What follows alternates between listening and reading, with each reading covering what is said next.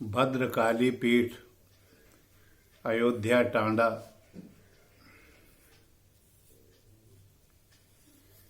के महंत अनुराग जी आज से लगभग 40 साल पहले मेरी उनसे तब मुलाकात हुई थी जब वे इलाहाबाद यूनिवर्सिटी में कानून के छात्र थे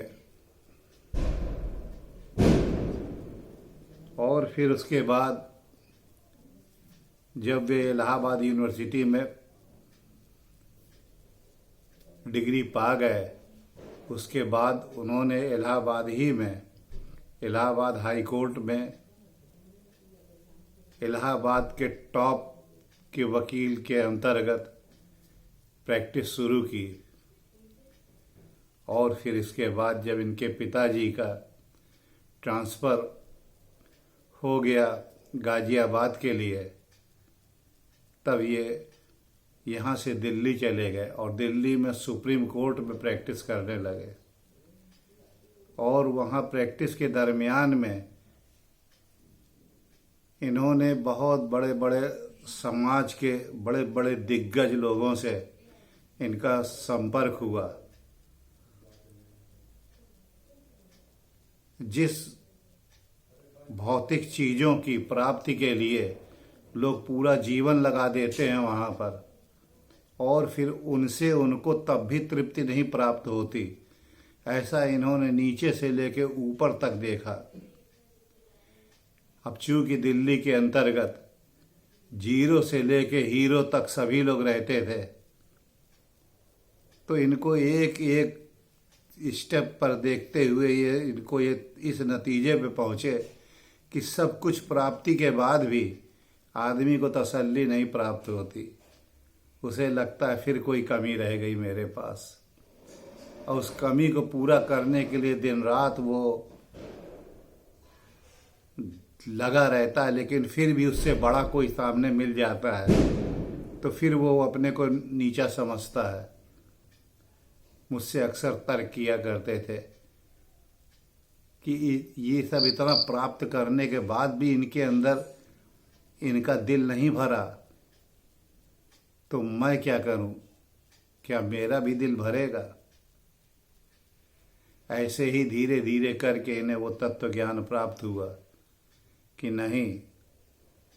तसल्ली और मन की खुशी अलग चीज़ है और भौतिक संपदा अलग चीज़ है। जिस दिन दोनों की अलग अलग विवेचना हो गई उसके बाद इन्होंने अपना इवैल्यूएशन किया कि जितना ये सब प्राप्त करेंगे अपनी ज़िंदगी के आखिरी में उससे कहीं ज़्यादा तो मेरे पास अपना पड़ा हुआ है, क्यों ना इन चीज़ों को डेवलप किया जाए। और फिर ये इन्होंने अपना रुख अपनी तंत्र पीठ की तरफ किया और आपके पिताजी ने अपने पूरे जीवन में जो प्रयोग किए वो उन्होंने उसको दर्ज किया और उस पर उनके शरीर पर क्या उसका इफ़ेक्ट पड़ा और सामने वाले पे क्या इफ़ेक्ट पड़ा,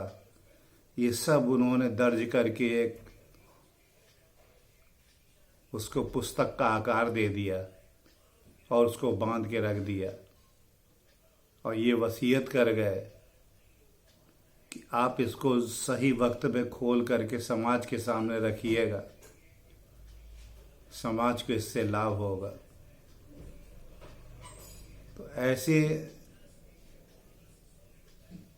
बहुत बड़े भौतिक प्रभामंडल को त्याग करके तब अनुराग जी अपनी भद्रकाली पीठ पर स्थापित हुए और उन्होंने मंत्र विज्ञान अनुसंधान केंद्र की स्थापना की कि जिससे लोग वास्तव में मंत्र का क्या और कैसे स्पष्ट तर्क कर सकें और देख सकें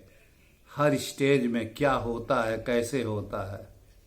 और क्यों होता है।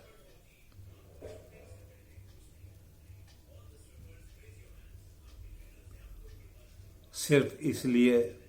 ही इनका परिचय नहीं दिया जा रहा है।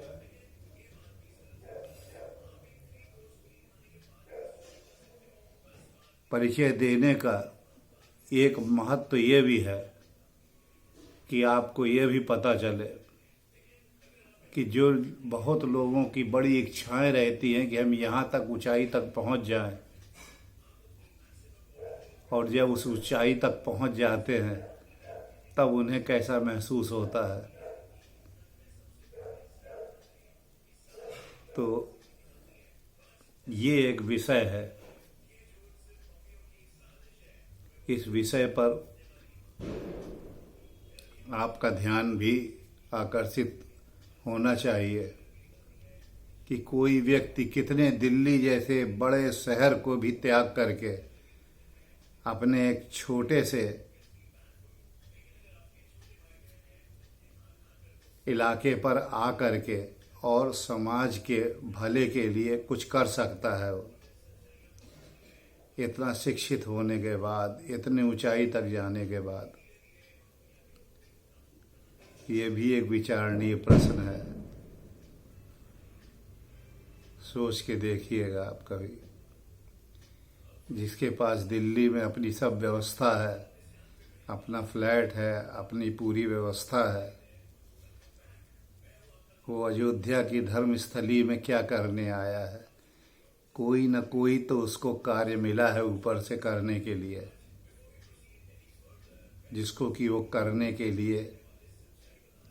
अपने तन मन धन से लगा हुआ है। ये भी एक विचार है, सोच के देखिए।